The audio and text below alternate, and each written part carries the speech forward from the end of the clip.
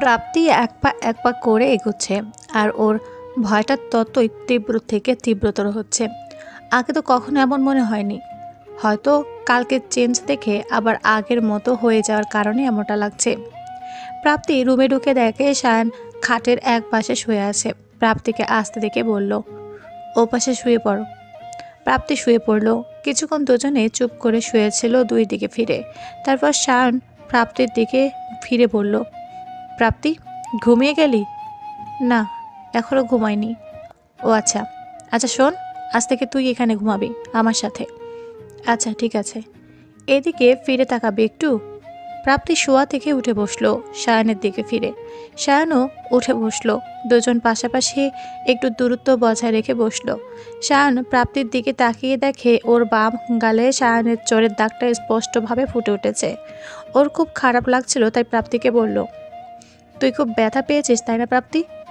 কিসের ব্যথা? এই যে থাপ্পড় দিলাম। না, এই ব্যথা আমার মনের ব্যথা থেকে কিছুই না, অতি নগণ্য তুচ্ছ এটা। মানে? মানে কিছু না, অনেক রাত হয়েছে, শুয়ে পড়ুন। না, আমি ঘুমাবো না আজকে। কেন? কি করবেন তাহলে? তোমার সাথে কথা বলবো। শায়নের মুখে হঠাৎ তুমি শব্দটা শুনে প্রাপ্তির শরীর শিউরে ওঠে। বলে, তুমি? আরে মুখ ফুসকে বেড়ে গেছে। ও, তুই কি আমার উপরে অনেক রেগে আছিস প্রাপ্তি? রাগে কিছু নাই, অন্য মেয়েদের সাথে আপনার যৌন সম্পর্ক মেনে নিয়েছি, রাতারাতি মেয়েদের সাথে প্রেমালাপ মেনে নিয়েছি, কোনো উত্তর করিনি। আর এটা তো সামান্য একটা থাপ্পড়। প্রাপ্তি, এইভাবে বলছিস কেন? হ্যাঁ, সত্যি কথাটা তেতো লাগাটা স্বাভাবিক। দেখ প্রাপ্তি, আমি জানি আমি মেয়েদের নেশা ডুবে থাকতাম, কিন্তু সেদিন রিয়া আমার সাথে যা করলো তারপর থেকে আমি আর ওসব কিছু চিন্তাও করি না, বিশ্বাস কর। কি করেছে রিয়া যে এত সহজে সায়ন চৌধুরী মেয়েদের নেশা ছেড়ে দিল? এমন কি হয়েছিল একটা রাতের ব্যবধানে? সেদিন রাতে তুই যখন রিয়া ড্রেস নিয়ে গিয়েছিলি, তার কিছুক্ষণ পর রিয়া ঘুমিয়ে পড়েছিল। আমি পাশে বসে ড্রিঙ্কস করছিলাম। কিছুক্ষণ পর দেখি রিয়ার ফোনও একটা মেসেজ আসে। ওর ফোনের লক আমার জানা ছিল।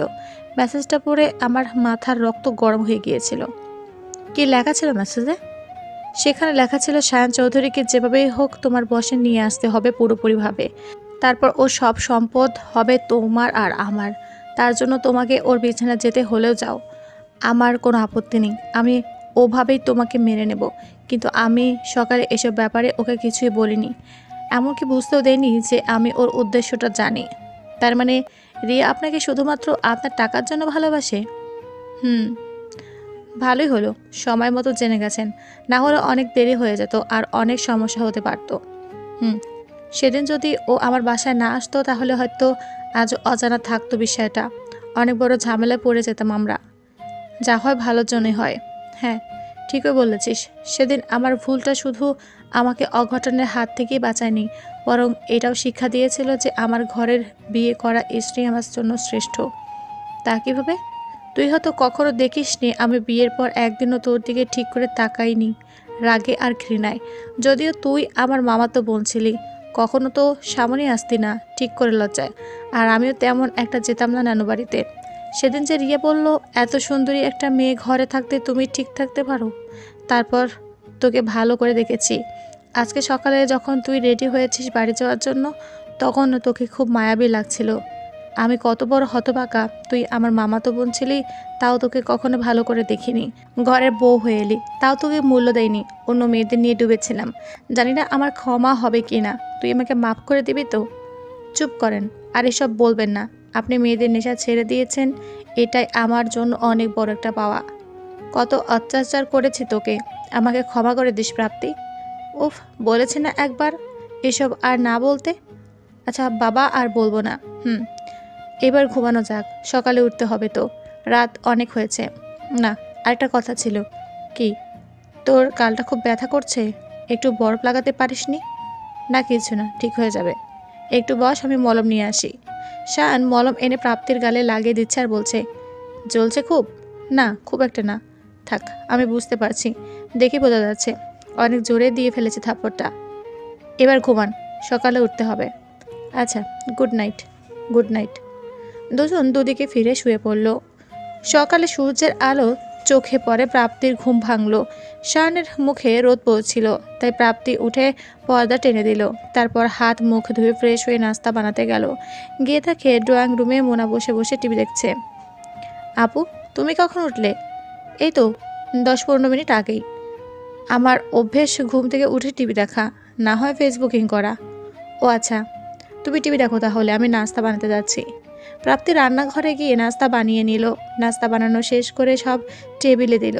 মোনাকে বলল, আপু তুমি নাস্তা করে নাও। কেন, তোমরা করবে না? করব, আর একটু পরে। তাহলে একসাথেই করি। আচ্ছা, আমি শায়ানকে ডেকে আনছি। ওকে যাও। প্রাপ্তি রুমে গেল শায়ানকে ঘুম থেকে জাগাতে। গিয়ে দেখে শায়ান বিছানায় নেই। ওয়াশরুমের দিকে গিয়ে দেখে ভেতর থেকে আটকানো। শায়ান শাওয়ার নিচ্ছে। রুম থেকে বের হয়ে এমন সময় শায়ানের ফোন বেজে উঠল। প্রাপ্তি ফোন হাতে নিয়ে দেখে রিয়া লেখা অনেকক্ষণে ফোন বেজে যাচ্ছিল। শায়ানও বের হচ্ছে না। প্রাপ্তি ভাবছিল কি করবে। তারপর প্রাপ্তি ফোন রিসিভ করবে এমন সময় কেটে গেল। আর কল দেয়নি। শায়ান শাওয়ার থেকে বের হয়ে এসে দেখে প্রাপ্তি দাঁড়িয়ে আছে। ও পেছন থেকে প্রাপ্তিকে জড়িয়ে ধরল। হঠাৎ করে এইভাবে স্পর্শ পেয়ে প্রাপ্তি চমকে উঠল। তারপর শায়ান বলল, আমার পাগলিটা কি করে? আরে কিছু না, ছাড়েন। আপু এসে পড়বে, অন্য কাউকে না। ইস, এতদিন কোথায় ছিল এত প্রেম? সুপ্ত ছিল, এখন বেরিয়ে এসেছে। বুঝেছি। এখন কি এখানে দাঁড়িয়ে রোম্যান্স করতে থাকবেন, নাকি নাস্তা পানি খেয়ে অফিসে যাবেন? কয়টা বাজে দেখেছেন? ধুর, বাজুক। আজকে আমার বউকে একটু আদর করব। এই বলে শায়ান প্রাপ্তিকে ওর দিকে ঘুরিয়ে নিল। তারপর ওর এক হাত প্রাপ্তির কোমরে আর এক হাত প্রাপ্তির গলার পেছন দিকে রাখলো। এদিকে মোনা নিচে বসে ওদের অপেক্ষা করছিল একসাথে নাস্তা করবে বলে। শায়ান প্রাপ্তিকে একদম কাছে নিয়ে আসলো। যে প্রাপ্তির কপালে চুমু খাবে এমন সময় মোনা এসে পড়েছে। সাথে সাথে শায়ান প্রাপ্তিকে ছেড়ে দিল। মোনা খুব লজ্জা পেয়ে ওখান থেকে চলে গেল। তারপর প্রাপ্তির হাসিকে দেখে ও হাসতে হাসতে খাটে বসে পড়ল। শায়ান বলে, এত হাসির কি আছে? হাসবো না? খুব তো বলেছিলেন আসলে আসুক, আমি আমার বউকে ধরছি বলে হাসতে হাসতে শেষ। তারপর যেই শায়ান আবার ওকে ধরবে তার আগে প্রাপ্তি বেড থেকে উঠে চলে যেতে নিল। যেতে যেতে দরজার সামনে গিয়ে বলল, তাড়াতাড়ি নিচে আসুন বলে প্রাপ্তি চলে গেল। প্রাপ্তির নিচে এসে নাস্তা রেডি করলো। 3 জনের জন্য আলাদা নাস্তা বেড়ে দিল। মোনা এসে চেয়ারে বসলো। শায়ান রেডি হয়ে নিচে আসলো। তারপর একসাথে 3 জন নাস্তা করা শুরু করলো। মোনা হালকা কাশি দিয়ে বলল, এত রোমান্স বাব্বা, তোদের রোমান্সের কারণে আমার দেরি হয়ে গেল। 9:30টায় উপস্থিত থাকতে হবে আমাকে মেডিকেলে, আর এখন 9:15 বাজে অলরেডি। এখান থেকে যেতে কম হলেও 25 মিনিট লাগবে। আচ্ছা তুই চিন্তা করিস না, আমি তোকে ড্রপ করে দিব। ওইসে, তুই আমাকে ড্রপ করতে যাবি তোর অফিস রেখে? তাওর আবার দেরি হয়ে যাবে না? আপু, আমাদের কারণে তো তোমার লেট হলো, তাই ও তোমাকে ড্রপ করে দেবে, চিন্তা করো না। আরে ব্যাপার না, আমার নিজের ব্যবসা, কিছু হবে না একটু লেট করে গেলে। আচ্ছা ঠিক আছে তাহলে। তারপর সবার নাস্তা খাওয়া শেষ হলে শায়ান আর মোনা একসাথে বেরিয়ে যায়। প্রাপ্তি মোনাকে বলে, আপু আবার এসো, বেরিয়ে যেও আমাদের বাসা আরেকবার। আচ্ছা আপনি আসবনি বলেই বিদায় নিল তারা। তারপর সকাল 10টায় শফিক চাচা বাজার করে দিয়ে গেল। প্রাপ্তি সেগুলো কেটে কুটে দুপুরে রান্না সেরে নিল। তারপর গোসল করে নামাজ পড়ে খাবার খেয়ে নিল। দুপুরে খাওয়ার পর একটু ঘুম দিল প্রাপ্তি। হঠাৎ ওর ফোনে একটা কল আসলো। রিসিভ করলো। আসসালামু আলাইকুম। ওয়ালাইকুম আসসালাম। প্রাপ্তি, আমি মোনা বলছি। হ্যাঁ আপু বলো, তোমার কাজ হয়েছে? হ্যাঁ, কাজ তো শেষ। ও আচ্ছা ভালো। বাসায় গেছো ঠিক মতো? না আপু। কেন? দিনের 2:15 বাজে, এখনও বাসা যাওনি কেন আপু? আসলে খালামুনিরা কেউ বাসায় নেই, ওরা রাঙামাটি গেছে খালুর ব্যবসায়িক বনভোজনে। তোমাকে জানায়নি কেন তারা? খালামুনির একদমই মনে ছিল না আমার কথা, আমি একটু আগে কল দেওয়ার পর বললো কথাগুলো। ও, তুমি এত কিছু ভাবছো কেন আপু? তুমি বাসায় চলে এসো। আচ্ছা ঠিক আছে। এই বলে ফোন রেখে দিল। তারপর 3টায় মোনা বাসায় এসে পৌঁছালো। এসে ফ্রেশ হয়ে নিল। তারপর খাওয়া দাওয়া করে দুজনে মিলে ড্রয়িং রুমে আড্ডা দিচ্ছিল। কথার ফাঁকে হঠাৎ করে মোনা প্রাপ্তিকে জিজ্ঞেস করলো, আচ্ছা প্রাপ্তি, একটা কথা সত্যি কথা বলবে? কি কথা আপু? তুমি সুখে আছো তো? মানে, এটা আবার কেমন প্রশ্ন আপু? আহা, আমার প্রশ্নের উত্তর দাও তুমি। হ্যাঁ আপু, অবশ্যই আমি সুখে আছি। সকালের ঘটনা দেখার পরেও এমন প্রশ্ন কেন আপু? কোনো সমস্যা? না না, তেমন কিছু না। বলো আপু, কি হয়েছে? আসলে আমার কেন জানি মনে হচ্ছে সায়ন তোমাকে মিথ্যা ঘোরের মধ্যে রেখেছে। মানে মানে ও এখন অন্য মেয়েদের সাথে রিলেশন মেনটেন করে। আপু, আমি মিথ্যা বলছি না প্রাপ্তি। আপু, তুমি এসব কথা কেন বলছো? শান সত্যিই আমাকে ভালোবাসে। ও আমাকে মিথ্যা ঘোরে কেন রাখবে বলো? কারণ এটা ওর অনেক আগের স্বভাব। হ্যাঁ আপু, আমি জানি ও আগে কেমন ছিল, কিন্তু এখন ও আগের মতো নেই। কিছুই জানো না তুমি প্রাপ্তি। শুনবেন আমি কি জানি? হুম, বলো দেখি কি তুমি জানো। তারপর প্রাপ্তি মোনার কাছে সব বলল। সারা রাত ড্রিঙ্ক, সিগারেট খাওয়া, মেয়েদের নিয়ে ডুবে থাকা, জোর করে ওকে ভোগ করা, তারপর ওর সামনে রিয়ার সাথে কাটানো রাত, সব কিছু বলল। রিয়া সায়ানের সাথে কী করেছে তাও বলল। তারপর সায়ানের মধ্যে এই পরিবর্তন এসেছে। প্রাপ্তি মোনাকে সবগুলো কথা খুলে বলল। সবটা শুনে মোনা বলল, বিষয়টা তাহলে এমন দাঁড়ালো যে তুমি হচ্ছ সায়ানের রক্ষিতা, এক প্রকারের, আর ভোগের সামগ্রী ছাড়া আর কিছুই না। একটা মানুষ এত সহজে... না আপু, এমন কিছু, আমাকে শেষ করতে দাও। আমার কথাগুলো শোনো আগে, তারপর বলো। জি আপু। একটা মানুষ এতটা সহজে হঠাৎ করে চেঞ্জ হয়ে যায় না প্রাপ্তি। তুমি একটা শিক্ষিত মেয়ে, এত বোকা হলে চলে? লজিক দিয়ে বোঝার চেষ্টা করো যে কোনো কিছু। আপু, তুমি কি আমার সংসারটাতে সন্দেহের বীজ ঢালতে চাচ্ছ? ছি প্রাপ্তি, কি বলো তুমি এসব? আমি তোমার খারাপ কেন চাইবো বলো? তাহলে তুমি এইভাবে কেন বলে চাচ্ছ সায়নের বিরুদ্ধে? আমি তোমাকে বারবার বলছি ও চেঞ্জ হয়ে গেছে, কিন্তু তুমি তোমার মতো করে মন করা কথা বলে যাচ্ছ। মন করে না প্রাপ্তি। রিয়াকে আমি চিনি, আমরা সবাই একসাথে পড়াশোনা করেছি। সায়ন রিয়াকে নিয়ে কিছুটা সিরিয়াস ছিল, আর সেই সিরিয়াসনেসটা এখনও কাটেনি। সায়ন এখনও রিয়ার সাথে রিলেশন কন্টিনিউ করে যাচ্ছে। তোমার কাছে এসবের প্রমাণ কি? প্রমাণ আমার কাছে নাই বলে তোমাকে এত কথা বলতে হচ্ছে মুখ খুলে, না হলে তো প্রুফ দেখাতাম তোমাকে। শোনো প্রাপ্তি, আজকে সকালে যখন আমি সায়ানের সাথে ছিলাম, তখন রিয়া বারবার ওকে কল দিয়ে যাচ্ছিল। ওরা হয়তো কোথাও দেখা করেছে। শায়ান অফিসে যায় না প্রাপ্তি, ও রিয়ার সাথে ঘুরে বেড়ায় সারাদিন। ওদের কথা শুনে অন্তত এইটুকুই আমি বুঝতে পেরেছি।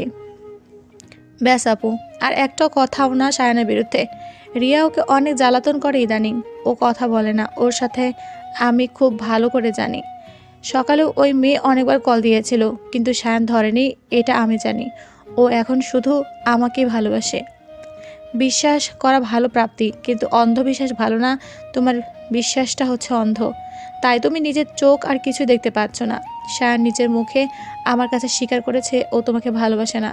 ও শুধু অভিনয় করে যাচ্ছে তোমার সাথে, এছাড়া আর কিছুই না। আপু প্লিজ চুপ করো, ওর বিরুদ্ধে আমি আর কিছু শুনতে পারবো না, একটা কথাও না। আচ্ছা ঠিক আছে, তো চুপ করে গেলাম। তুমি ওর ধর্ষিতা বউ হয়েই থাকো। আপু, চোখ ভরা পানি নিয়ে, তার না তো কি প্রাপ্তি, আমি তোমাকে আমার ছোট বোনের মতো দেখি, আর তুমি বলো আমি তোমার সংসারে সন্দেহের বীজ ঢালতে চাই?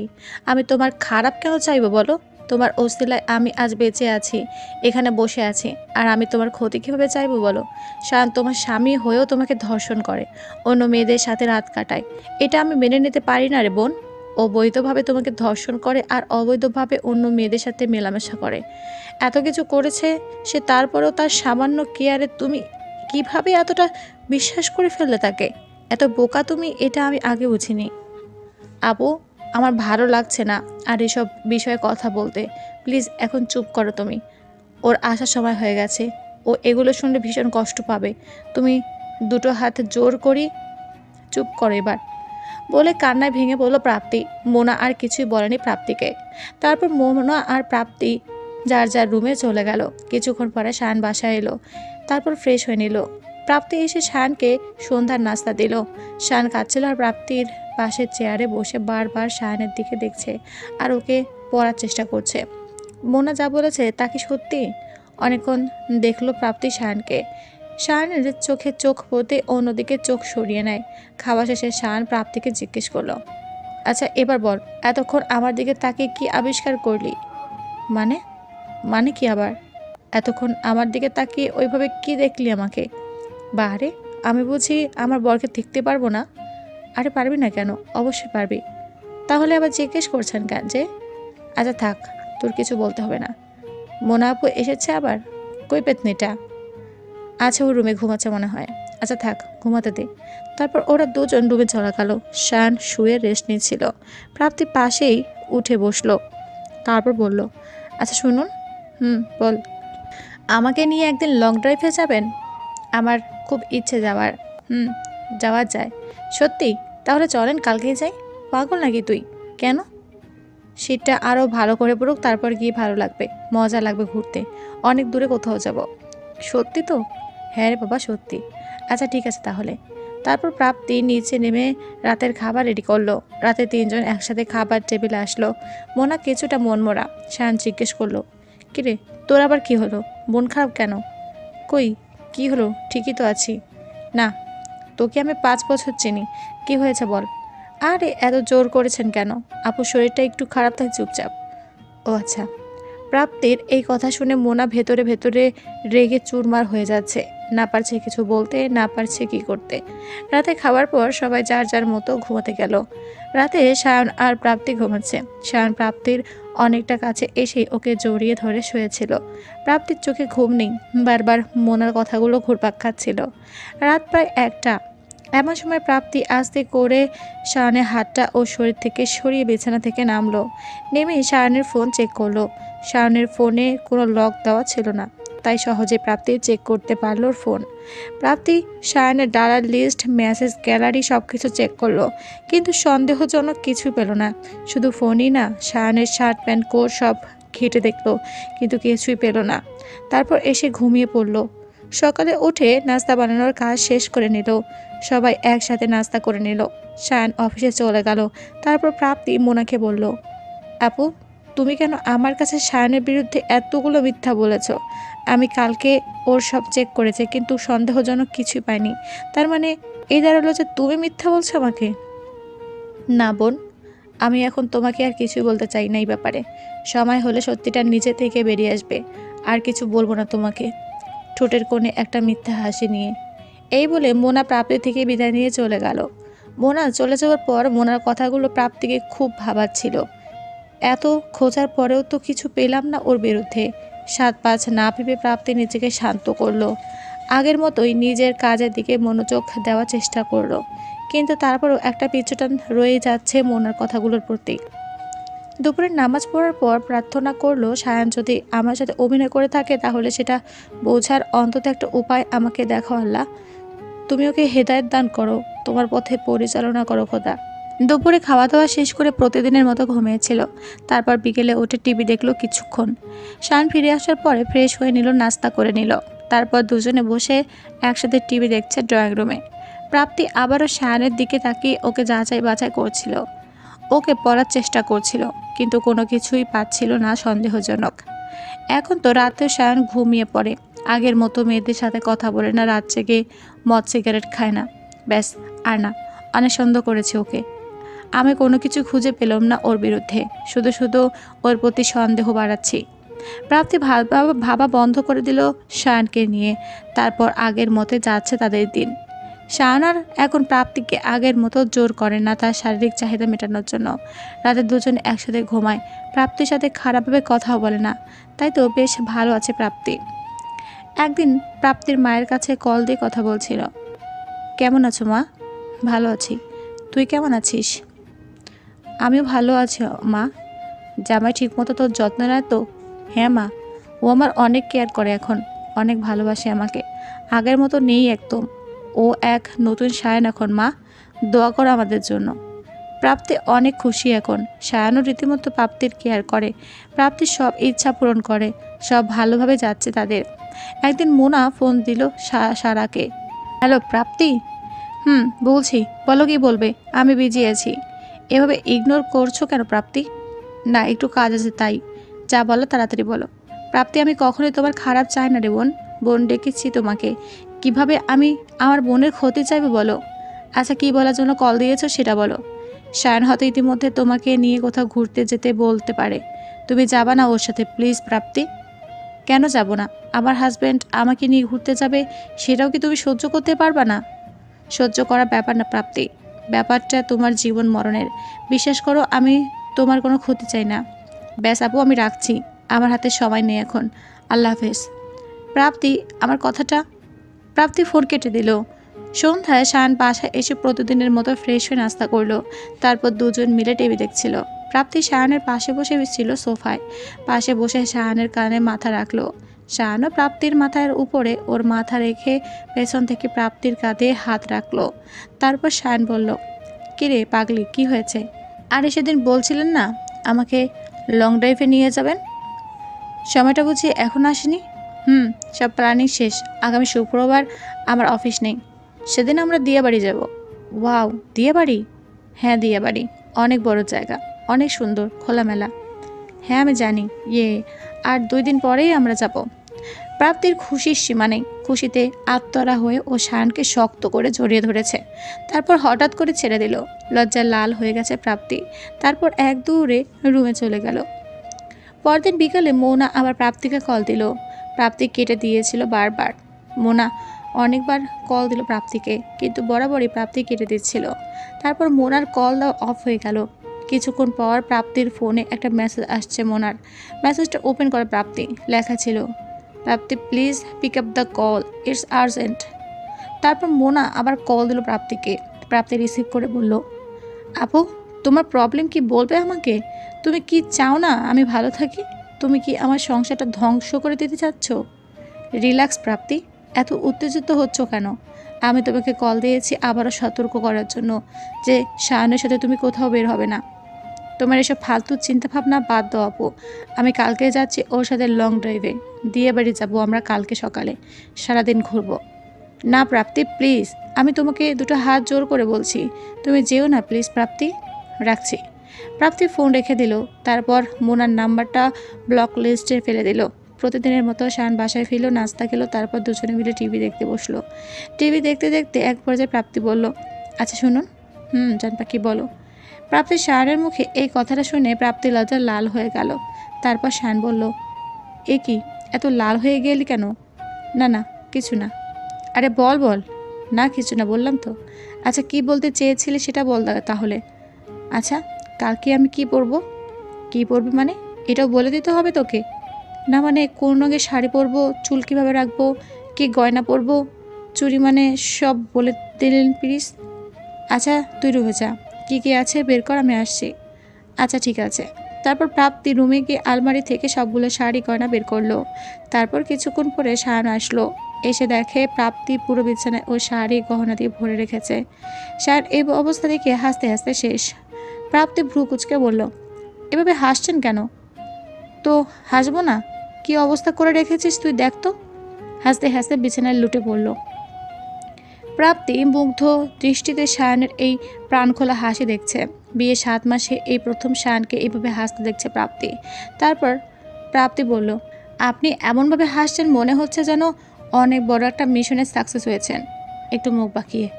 না সাকসেস হয়নি, তবে হব বুঝলি পাগলি। কি মিশন শুনি? সেটা না হয় সাকসেস হওয়ার পরে দেখলি। এখন তোর কালকে সব সিলেক্ট করে দিতে হবে তাই তো? আচ্ছা এখানে তো অনেকগুলো শাড়ি, এই জন্যই তো সিলেকশনের সমস্যা হচ্ছে। আপনি বলেন না কোনটা পরবো, কিভাবে রেডি হবো প্লিজ। তারপর শায়ান একটা গোল্ডেন পার গাঢ় রঙের লাল শাড়ি প্রাপ্তির হাতে দিয়ে বলল, এই শাড়িটা তোকে খুব মানাবে, এটা পরবি আর সাথে ম্যাচিং করে গোল্ডেন কালারের ঝুমকো, গোল্ডেন আর লাল কালারের চুড়ি পরবি, কপালে একটা স্টোনের টিপ পরবি, আর চুলগুলো খোলা রেখে সামনে একগোছা চুল নিবি, এক পাশে সিঁথি করবি, আর গাঢ় লাল রঙের লিপস্টিক লাগাবি, চোখে গাঢ় করে কাজল দিবি। ব্যাস, আর কিচ্ছু লাগবে না, এতেই তোকে অসাধারণ সুন্দর লাগবে। শায়ানের মুখে এই কথাগুলো শুনবে বলে প্রাপ্তি কখনোই ভাবেনি। শায়ান এত রোমান্টিক প্রাপ্তিতে জানাই ছিল না। কথাগুলো শুনে প্রাপ্তি শায়ানের দিকে এক দৃষ্টে চেয়ে আছে। ও একটা গভীরতায় মগ্ন হয়ে গিয়েছিল। তারপর শায়ান প্রাপ্তির কাঁধে হাত দিয়ে বলল, এই কই হারিয়ে গেলি তুই? তোরটা তো আমি সিলেক্ট করে দিলাম, এবার আমারগুলো কে সিলেক্ট করে দেবে? আচ্ছা দিচ্ছি। তারপর প্রাপ্তি শায়ানের একটা খয়েরি রঙের একটা পাঞ্জাবি আর সাদা পায়জামা বের করে দিল। শায়ান বলল, পাঞ্জাবি পরবো? কেন? না মানে আনইজি লাগে খুব। তুই আমার জন্য শার্ট প্যান্ট আর কোট সিলেক্ট করে দে প্লিজ। তারপর প্রাপ্তি শায়ানের জন্য একটা সাদা রঙের শার্ট, কালো প্যান্ট আর নেভি ব্লু কালারের কোট বের করে দিল। সব গুছিয়ে নিল প্রাপ্তি। তারপর রাতের খাবার খেয়ে শুয়ে পড়ল। রাত প্রায় 1:20-এর দিকে প্রাপ্তির ফোনে একটা কল আসলো। অচেনা নাম্বার, তাই প্রাপ্তি কল রিসিভ করেনি, সাইলেন্ট করে রেখে দিয়ে ঘুমিয়ে পড়েছিল। সকাল সকাল প্রাপ্তি ঘুম থেকে উঠে ফোনটা হাতে নিয়ে দেখে ওই অচেনা নাম্বারটা থেকে ৬৮টা মিস কল উঠে আছে আর ৫টা মেসেজ। প্রাপ্তি মেসেজগুলো ওপেন করলো। ও মেসেজগুলো পড়ে বুঝলো সেগুলো মোনার মেসেজ, যেখানে লেখা ছিল, প্লিজ প্রাপ্তি ফোনটা ধরো, দোহাই লাগে আল্লাহর, প্লিজ প্রাপ্তি তুমি কোথাও যেন না যাও শাহানের সাথে। শাহান এখনও রিয়াকে চায়। ও তোমাকে কখনোই ভালোবাসেনি। ওর সব প্ল্যান। আমি তোমাকে বোন ডেকেছি, তাই কখনোই তোমার ক্ষতি চাই না। ৫ নম্বর মেসেজটা ওপেন করে দেখলো মোটামুটি অনেক বড় একটা মেসেজ। আর প্রথমগুলো পড়ে ওর মন মেজাজ খারাপ হয়ে গেছে, তাই পরে মেসেজটা আর পড়েনি প্রাপ্তি। মেসেজ 4টা পড়েই সকাল সকালে প্রাপ্তির মেজাজ খারাপ হয়ে গেছে। ওর পুরো মুডটা নষ্ট হয়ে গেছে। মনে মনে ভাবছিল, এই মোনা আপুকে আমি নতুন করে জীবন দিয়েছি আজ আমার সংসার ভাঙার জন্য। ওকে আমি এত শ্রদ্ধা আর সম্মান করতাম, কিন্তু ওর এইসব কর্মকাণ্ড ওর প্রতি আমার সব স্নেহ, মমতা আর বিশ্বাস শেষ করে দিয়েছে। প্রাপ্তি মন খারাপ করে ড্রয়িং রুমে বসে আছে। সকাল 7টা বাজে। শায়ান ঘুম থেকে উঠে দেখে প্রাপ্তির এমন মনমরা হয়ে বসে আছে। তারপর শায়ান এসে প্রাপ্তির পাশে ঘেঁষে বসলো। পেছন থেকে প্রাপ্তির কাঁধে হাত রেখে বলল, কিরে, রেডি হচ্ছিস না কেন? এখানে মনমরা হয়ে বসে আছিস কেন? না, তেমন কিছু না। তাহলে কেমন কিছু? আচ্ছা, মোনাপুর কাহিনীটা কি বলেন তো? মানে মানে ভার্সিটি লাইফে মোনার সাথে আপনার সম্পর্কটা ঠিক কেমন ছিল? আমরা বেস্ট ফ্রেন্ড ছিলাম। মানে আমাদের ফুল একটা সার্কেল ছিল 5 জনের। সেখানে আমরা 3 জন ছেলে আর 2টা মেয়ে ছিল। একটা ওই অসভ্য রিয়া আর একটা মোনা। ও, মোনাপু কি আপনাকে কোনোভাবেই পছন্দ করতো? হয়তো। বুঝেছি এবার, এই জন্য এসব করছে। কি বুঝেছো? কি করেছে? না কিছু না, চলেন রেডি হয়ে নিন। ম্যাম চলেন। তারপর প্রাপ্তি রুমে গিয়ে শাওয়ার নিল। তারপর শাড়ি পরছিল। শাড়ি পরা শুরু করার কিছুক্ষণ পরে শায়ান রুমে আসলো। শায়ানকে দেখে প্রাপ্তি শাড়ির আঁচল টেনে শরীর ঢেকে নিল। শায়ান এসে দেখে প্রাপ্তি পুরো শরীরটাকে ওর শরীরে পেঁচিয়ে রেখেছে। এই অবস্থা দেখে শায়ান হাসতে হাসতে বিছানায় লুটিয়ে পড়ে। প্রাপ্তির ভীষণ লজ্জা লাগছিল। পুরো লাল টমেটোর মতো হয়ে গেছিল সে। তারপর শায়ান হাসি থামিয়ে বলল, এ কি অবস্থা করে রেখেছিস তুই? একবার আয়নার সামনে গিয়ে দেখ। সেদিন বাড়ি যাওয়ার সময় তো ঠিক মতোই শাড়ি পরেছিস। আজকে কি হলো? জানি না, মনে হয় সিল্কের শাড়ি বলে পরতে কষ্ট হচ্ছে। আচ্ছা দে, আমি পরিয়ে দিচ্ছি।